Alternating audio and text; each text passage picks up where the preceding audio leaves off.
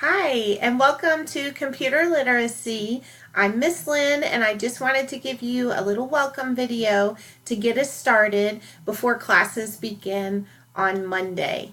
So if you take a look at our course, every week I will update our announcements with a little grid here, a little image of what we're going to cover for the week.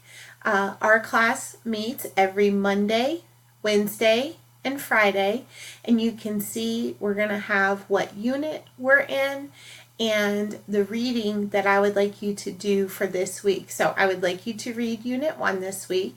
We'll discuss Unit 1 in our live sessions, and then the end of next week we'll have our first assignment and our first short little assessment.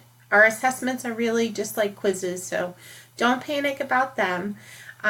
So every week, just make sure you check right here. It'll tell you what we're going to be doing that week. And in our course content, please go through and read over the course materials.